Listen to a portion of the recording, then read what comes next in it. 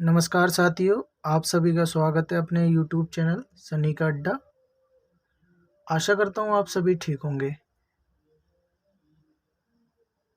आज हम लेकर आए हैं हिंदी साहित्य से जुड़ा हुआ विषय विविध कहानी आंदोलन और उनके प्रवर्तक। प्यारे साथियों, यूजीसी नेट परीक्षा में कहानी आंदोलन, उनका वर्ष क्या रहा है और उनके प्रवर्तक अक्सर पूछ लिए जाते हैं, तो उसी दृष्टि से ये वीडियो महत्वपूर्ण हो जाता है। तो चलिए वीडियो शुरू करते हैं। कहानी आंदोलन में सबसे पहले नई कहानी, जिसका वर्ष 1954, और जो इनके प्रवर्तक रहे थे वे रहे थे लेखक त्रयी। तो त्रयी के पीछे एक कहानी है, वह हम आगे देखेंगे। अगला आंदोलन है आ कहानी, जिसका वर्ष रहा था 1960। प्रवर्तक माने जाते हैं गंगा प्रसाद बिमल। अगला आंदोलन सचेतन कहानी, वर्ष 1964। इसमें पत्रिका भी है आधार। प्रवर्तक रहे हैं महीप सिंह। अगला आंदोलन है सहज कहानी, वर्ष रहा है 1968। पत्रिका है नई कहानियां। प्रवर्तक रहे हैं अमृत राय। अगला आंदोलन है समांतर कहानी, वर्ष 1972। पत्रिका रही है सारिका। प्रवर्तक रहे हैं कमलेश्वर। अगला आंदोलन है सक्रिय कहानी, वर्ष 1979। पत्रिका रही है मंच और इसके प्रवर्तक रहे हैं राकेश बस।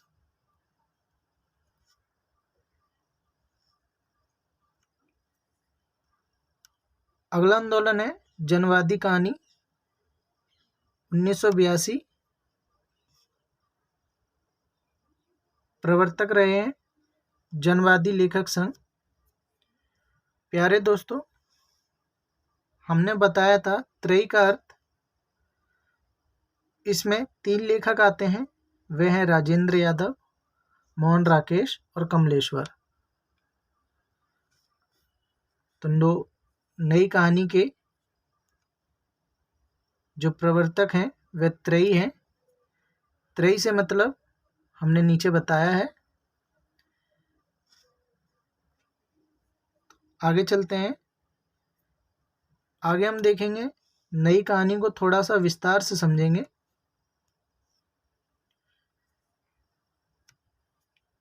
तो इसमें प्रथम बिंदु है, माना जाता है कि नई कहानी पद का सर्वप्रथम प्रयोग दुष्यंत कुमार ने किया, किंतु कुछ लोग इसका श्रेय नामवर सिंह को देते हैं।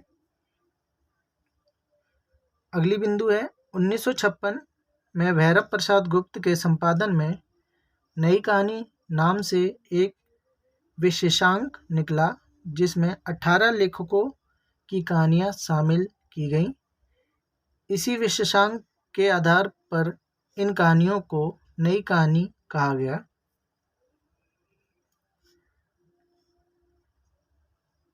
प्यारे साथियों, इसका समय मधुरेश के अनुसार नई कहानी का समय मोटे तौर पर 1954 से 1963 की सीमाओं में बांधा जा सकता है। रामचंद्र तिवारी ने लिखा, सन 1954 की आगे की कहानी सन 1960 तक आते आते नई कहानी बन गई।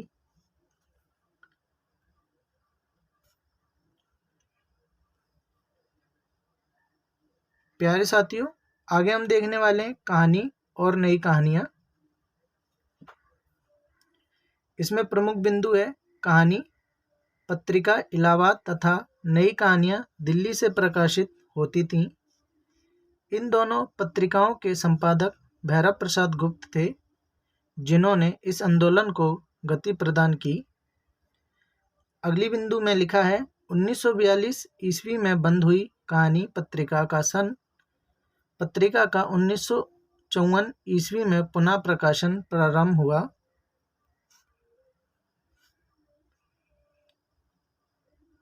अगली बिंदु में लिखा है कहानी पत्रिका के पुनः प्रकाशन के साथ साथ ये कहा गया, आज के हिंदी भाषी के जीवन की विविधता और समस्याओं की जटिलता के हर पहलू को हिंदी कहानी ने अपने में अवशिष्ट कर लिया है। शिल्प, सौंदर्य और विश्व वस्तु दोनों में ही आज की हिंदी कहानी पहले की हिंदी कहानी से कई आगे है। अगली बिंदु है राजकमल प्रकाशन ने 1960 से नई कहानियां नामक पत्रिका निकालना प्रारंभ किया। मई 1961 में इस पत्रिका को वर्षगांठ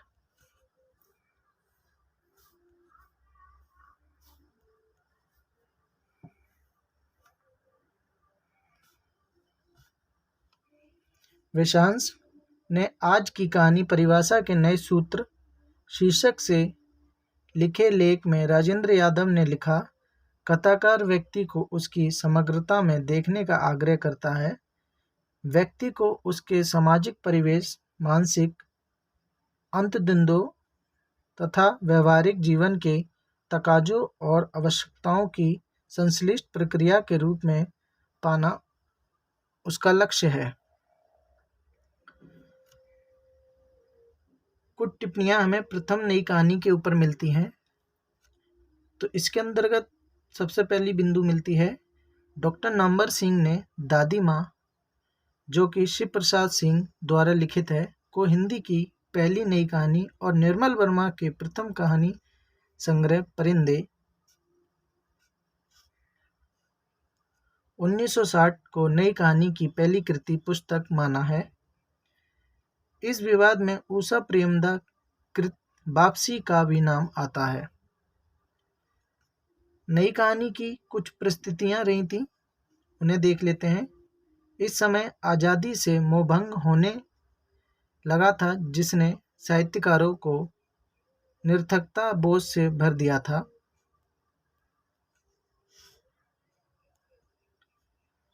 तीव्र शहरीकरण होने लगा। गांव से जो व्यक्ति शहर में आकर बसे, उन्हें रोजगार तो मिला, किंतु अकेलेपन और अलगाव जैसी समस्याओं ने उन्हें संबंधहीन, एकाकी व निरर्थक जीवन जीने पर मजबूर कर दिया। शहरी शिक्षित मध्य वर्ग को तेजी से विकास हुआ, जो सामाजिक दायित्वों की वजह से अपने व्यक्तिगत हितों, सपनों को लेकर ज्यादा चिंतित था।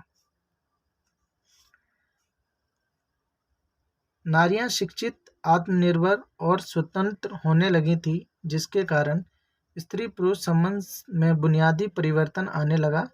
पारिवारिक ढांचा टूटने लगा और यौन नैतिकता को खारिज किया जाने लगा।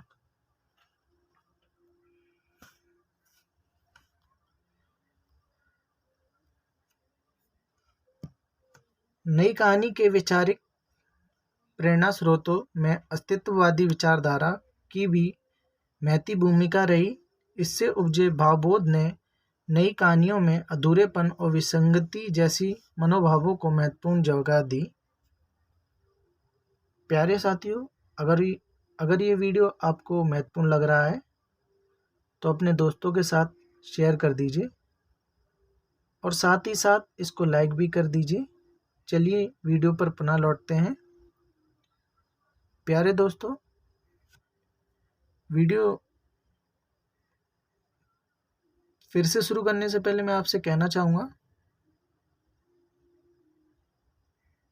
मैं ये जो आपको बता रहा हूँ वो नई कहानी आंदोलन को लेकर बता रहा हूँ।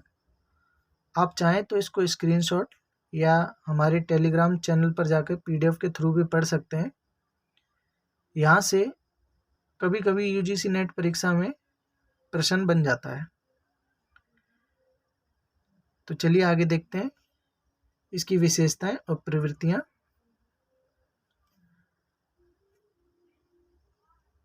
नई कहानी की सबसे महत्वपूर्ण घोषणा है अनुभूति की प्रामाणिकता या भोगे हुए यथार्थ पर बल। ये कहानीकार मार्क्सवाद, मनोविश्लेषण मनोविश्लेषणवाद या किसी भी अन्य विचारधारा को जीवन का अंतिम सत्य मानने और तैयार नहीं है। इनकी स्पष्ट मानता है कि कहानी जीवन के वास्तविक अनुभवों के प्रति जवाबदेह होनी चाहिए। जिसमें कोट दिया गया है, मांस का दरिया कहानी की भूमिका में कमलेश्वर ने लिखा, नई कहानी आग्रह की कहानी है, प्रवृत्तियों की हो सकती है और इसका मूल स्रोत जीवन का यथार्थ बोध है।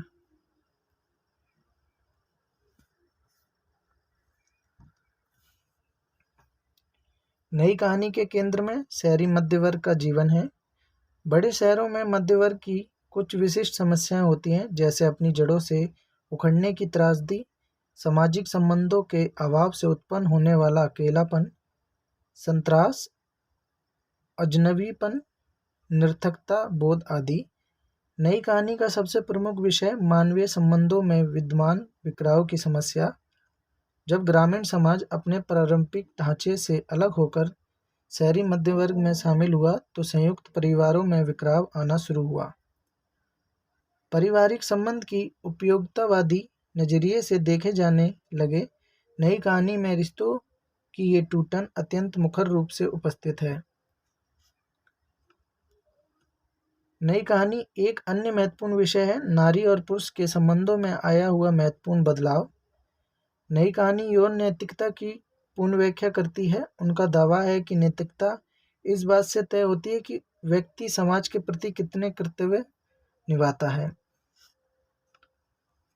शिल्प के स्तर पर बड़ा परिवर्तन हुआ। कथानक का हौस नई तथा विभिन्न शैलियों और प्रतीकात्मक, बिंबात्मक, लयात्मक भाषा, ये प्रेमचंद की परंपरा की बजाय प्रसाद, जैनेन्द्र और अज्ञेय की परंपरा के परिमार्जन से निर्मित शिल्प है। इस आंदोलन की सीमाएं हैं, भोगा हुआ यथार्थ के स्थान पर जल्द ही सोचा हुआ यथार्थ नजर आना, अधिकतम शहरी मध्यवर्ग का चित्रण, कई स्थानों पर अनावश्यक रूप से यौन प्रसंगों का कहानियों में ठूंसना और दोहराव।